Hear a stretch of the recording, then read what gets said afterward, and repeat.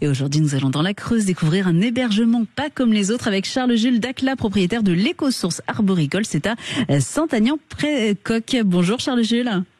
Bonjour Laurie, bonjour à tous les auditeurs de Sud Radio. Alors avant de parler de vos cabanes, j'aimerais qu'on parle de votre parcours qui est quand même hors norme, puisqu'avant de poser vos valises dans la Creuse, vous avez fait le tour du monde et vous étiez très très jeune. Oui, alors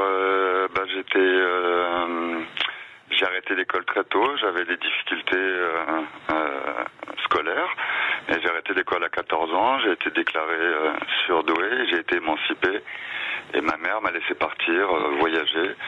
Du coup, c'est vrai que de 14 à 17 ans, j'ai dû voyager dans une trentaine de pays, peut-être marcher plus de 5000 kilomètres, et eu un chemin initiatique qui m'a permis de me chercher, de me trouver, et aujourd'hui, de m'accomplir. Et à votre retour, vous avez rejoint les Compagnons du Devoir pour apprendre la charpenterie ? Voilà, je savais déjà ce que je voulais faire. Du coup, je suis rentré chez les Compagnons en charpente. J'ai passé 3 diplômes chez eux. Et une fois la connaissance acquise, je suis parti avec mon âne faire le tour de France un petit peu à l'ancienne. Et mon âne s'est blessé en Creuse. Et du coup, le hasard fait bien les choses.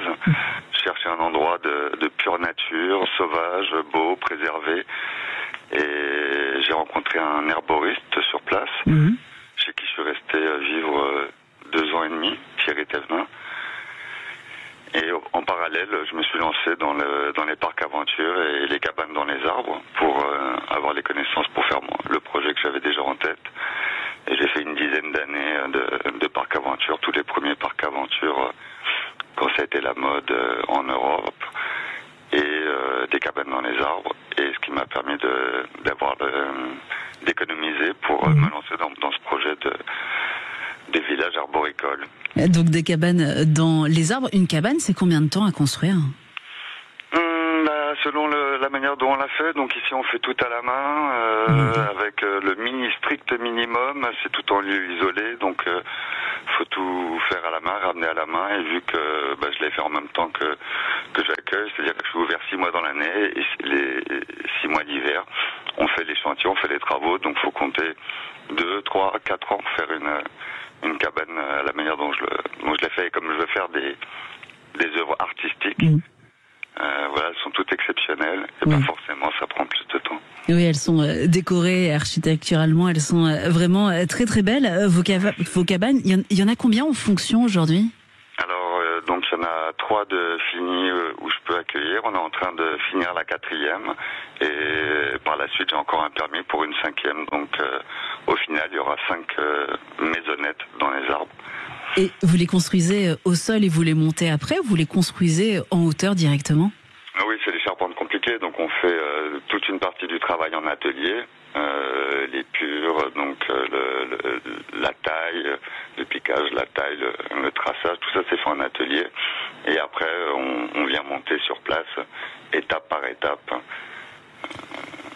Et vous avez vous-même habité en cabane, là maintenant vous accueillez les touristes. Qu'est-ce que ça apporte au niveau du calme, de la sérénité, de dormir en hauteur comme ça dans les arbres ?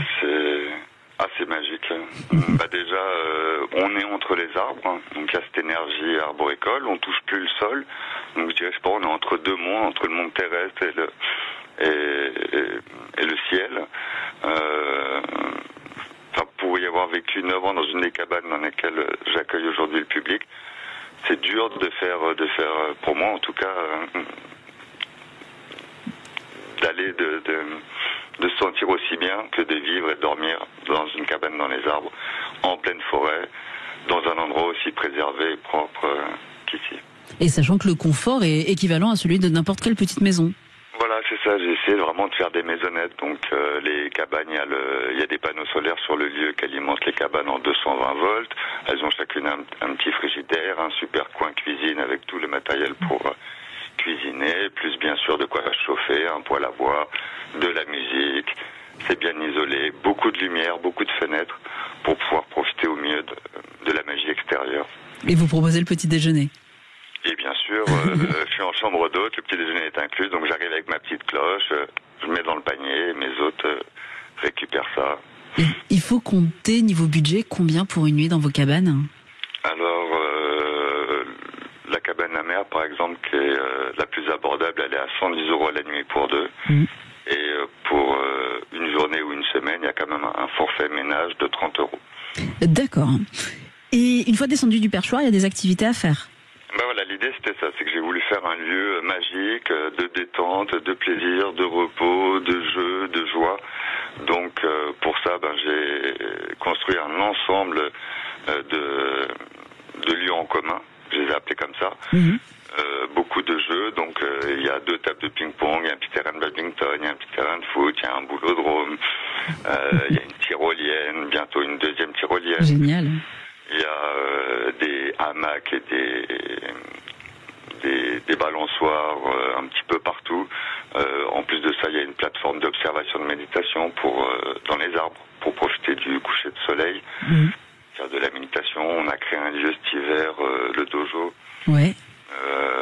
dédié pour faire du tai chi, du qigong, du yoga, de la détente. Donc, on l'a mis à côté du dolmen et c'est un endroit ouvert en pleine forêt pour prendre soin de son corps et de son esprit. Et bien ça donne envie. Merci beaucoup à Charles-Jules Dacla, propriétaire de l'Écosource Arboricole. On vous retrouve à Saint-Aignan-près-Coq. C'est dans la Creuse. Très belle journée à vous. Merci Laurie et belle journée à tous les auditeurs de Sud Radio. Au revoir. Au revoir.